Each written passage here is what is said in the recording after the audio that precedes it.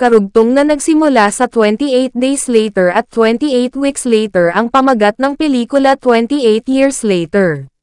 Nagsisimula ang pelikula sa Scottish Highlands. Isang batang lalaki na si Jamie ay nanunood ng Teletubbies kasama ang kanyang mga kapatid na babae nang biglang dumating ang kanilang ina na halatang balisa. Pilit niyang ikinukulong ang mga bata sa kwarto para sa kanilang kaligtasan. Ngunit biglang sumalakay ang mga taong nahawa ng rage virus at sinimulang atakihin sila. Nakaligtas si Jamie, ngunit hindi pinalad ang kanyang mga kapatid.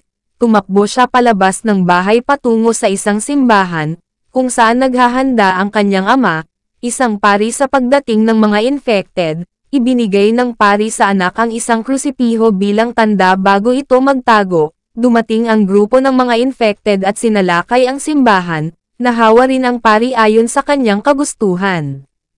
Ayon sa teksto, winasak ng rage virus ang buong UK, napaatras ito mula sa continental na Europa, at isinailalim sa kwarentenas ang pangunahing lupain ng Britanya upang pigilan ang pagkalat ng virus. Ang sinumang nakaligtas ay kailangang mabuhay ng mag-isa. Makaraan ang 28 taon, nakabuo ng isang komunidad ng mga nakaligtas na naninirahan sa isang nayon sa Lindisfarne. Isang lalaki na nagngangalang Jamie ang naghahanda sa kanyang anak na si Spike na lumabas sa tarangkahan ng komunidad upang patayin ang kanyang unang infected gamit ang pana at mga palaso bilang bahagi ng isang ritual ng pagtanda. May sakit ang ina ni Spike na si Isla at ginugugol niya ang kanyang mga araw sa kama.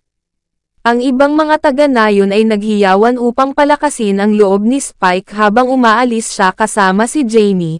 Pumasok sila sa kagubatan at una nilang nakita ang ilang matatabang infected. Nagawa nilang patayin ang mga ito gamit ang kanilang mga pana. At ang unang patay ni Jamie ay tinamaan sa leeg.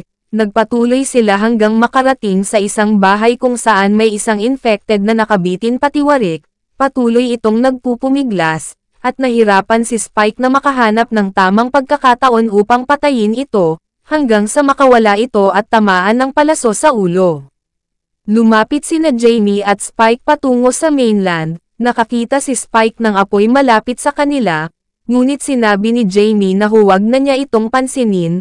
Pagkatapos, nasalubong nila ang isang grupo ng mga infected na pinamumunuan ng mas malakas at mas matalinong alpha. Hinabol sila ng mga infected, ngunit matapos mapatay ang karamihan sa mga ito, nagtago sila sa isang bahay hanggang dumilim.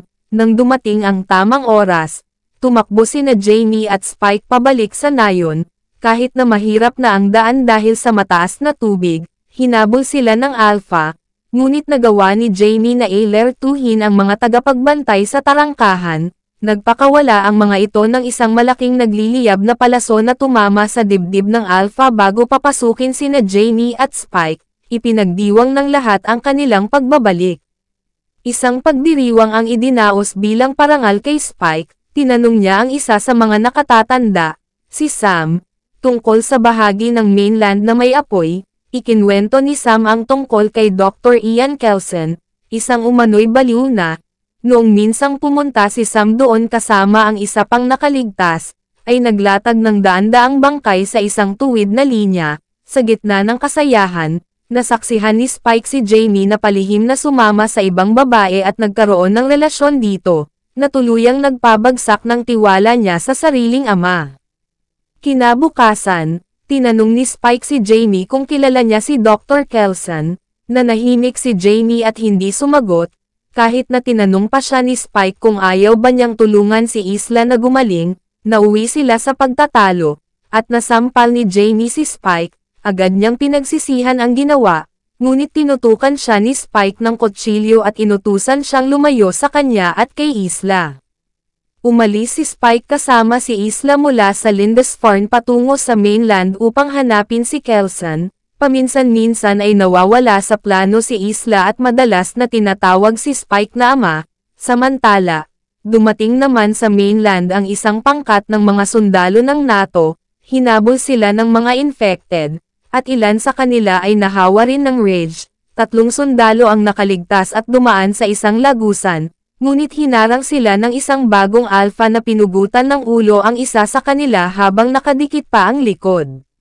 Habang patuloy na naglalakad sina Spike at Isla, hinabol sila ng panibagong grupo ng mga infected, nagtago sila sa isang gasolinahan na puno ng usok ng gasolina.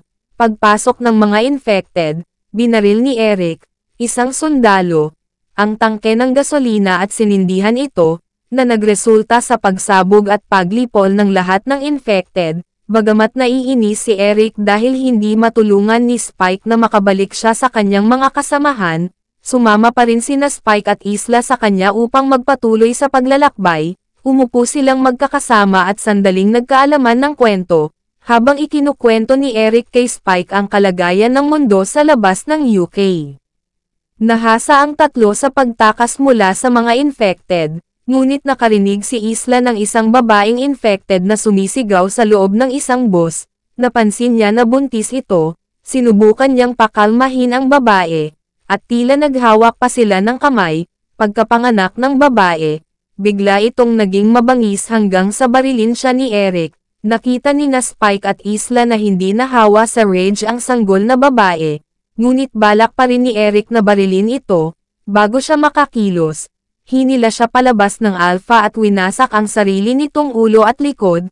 Tumakbo sina Spike at Isla, ngunit hinabol sila ng alpha hanggang sa mapakalma ito ng tranquilizer ni Dr. Kelson. Pinangalanan niyang Samson ang alpha at nakagawa siya ng sariling lason para manatiling masunurin si Samson. Ipinakita ni Kelson kina Spike at Isla ang tinatawag niyang Bone Temple, isang dambana o memento mori para sa mga namatay. Inipon niya ang lahat ng bungo ng mga ito at ginawa itong isang tore. Kinuha niya ang ulo ni Eric, sinunog ang laman hanggang sa matira ang bungo, at idinagdag ito sa tore. Natuklasan niya na ang sanggol ay nailigtas mula sa impeksyon dahil sa proteksyon ng inang inunan. Sinuri rin ni Kelson si Isla at nalaman niyang may terminal cancer ito. Labis na nalungkot si Spike, ngunit tinanggap ni Isla ang kanyang kapalaran at pinakalma siya. Pinatulog ni Kelson si Spike bago sumama si Isla sa kanya upang maipataw ang isang awaing kamatayan. Pagkagising ni Spike, ipinakita sa kanya ni Kelson ang bungo ng kanyang ina. Umakyat si Spike sa tuktok ng tore ng mga bungo upang ilagay doon ang bungo ni Isla. Kinabukasan, muling kinailangang iwasan ni na Spike at Kelson si Samson. Tumalon sila sa isang hukay, kung saan sinakal ni Samson si Kelson.